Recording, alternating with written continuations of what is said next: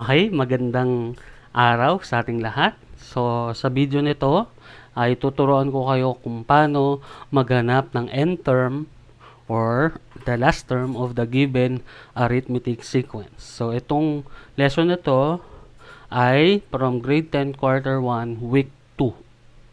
So, let's have this problem. Given the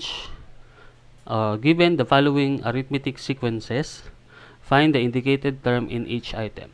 So 1, 4, 12, 20, 28, 36. So we are asked to find the a sub 27. Number 2, 7, 2, negative 3, negative 8, negative 13. We are asked to find a sub 52. Okay, number 3, negative 9, negative 2, 5, 12, 19. We are asked to find a sub 39. Number 4, 11, negative 1, negative 13, negative 25, negative 37. We are asked to find a sub 64. Then number 5, negative 8, negative 10, negative 12, negative 14, negative 16. And we are asked to find a sub 75. So let's start with number 1. So remember, to find the nth term, we must use the general term of the arithmetic sequence a sub n is equal to a sub 1 plus n minus 1 times d.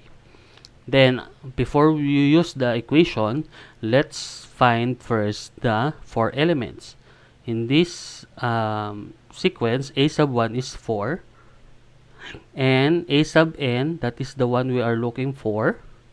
Then, the common difference we can imply or we can solve. 12 minus 4 is 8.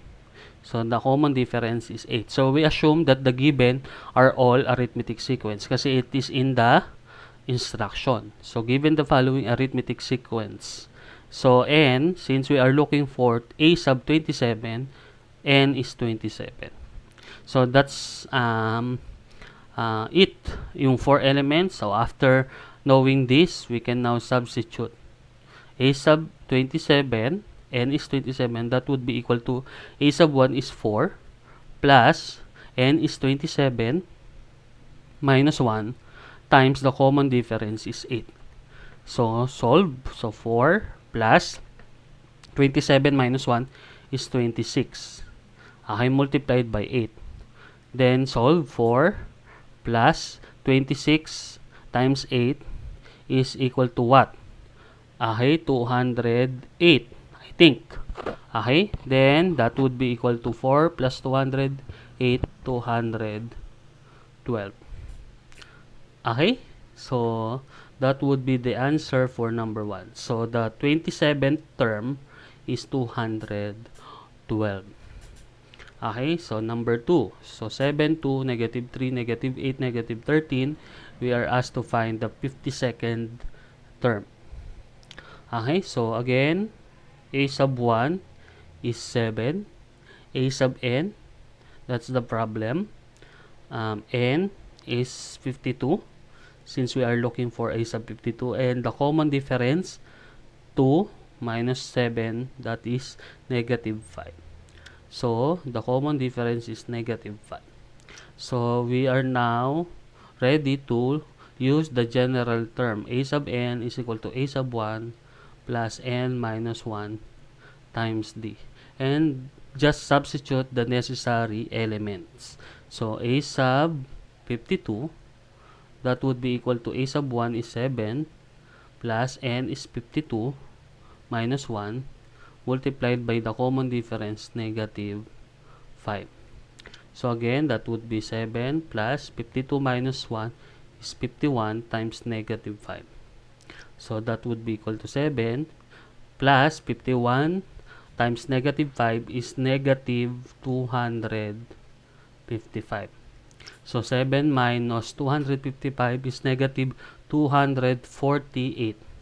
So that is the 52nd term. Okay, next.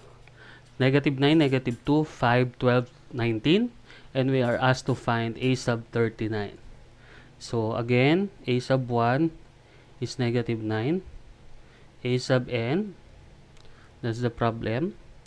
The common difference, negative 2 minus negative 9 is 7.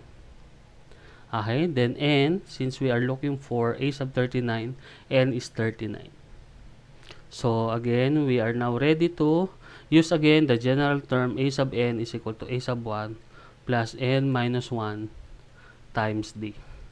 So substitute, so a sub 39, that would be equal to negative 9 plus n is 39 minus 1 times the common difference 7.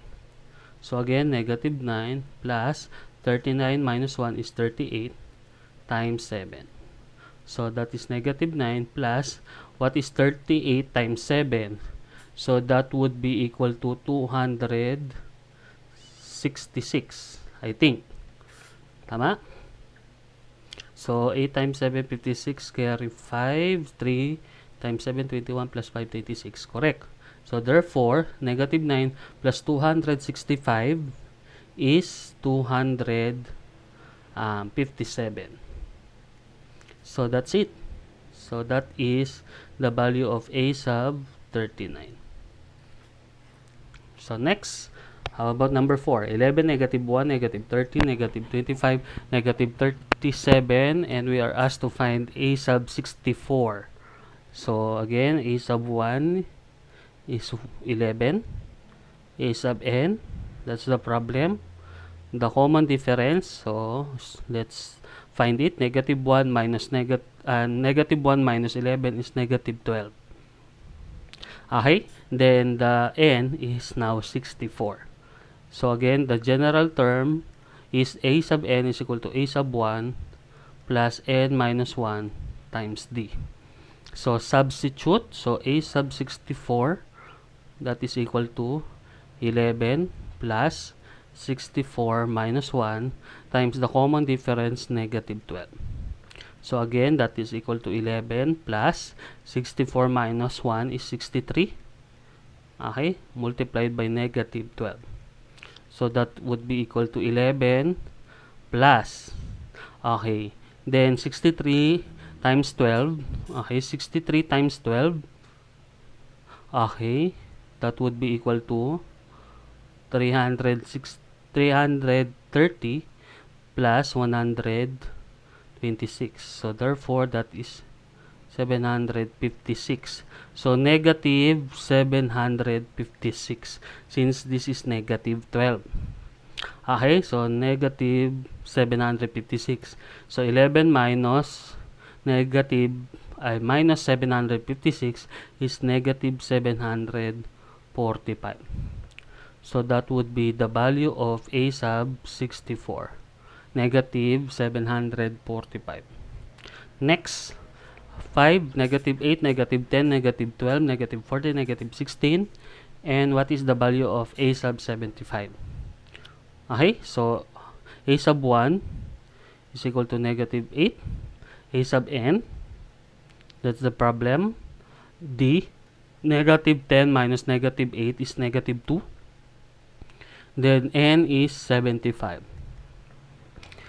So again, the general term is a sub n is equal to a sub 1 plus n minus 1 times d.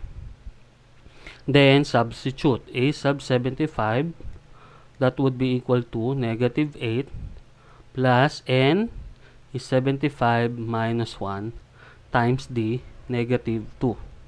So again, this is negative 8 plus 75 minus 1 is 74 times negative 2. That would be equal to negative 8. 74 times negative 2 is negative 148. So negative 8 minus 100 minus 148 is negative 156. So that would be the answer, a sub 75. Okay, that's it. So, yun lamang po sa video nito. Salamat sa pakikinig.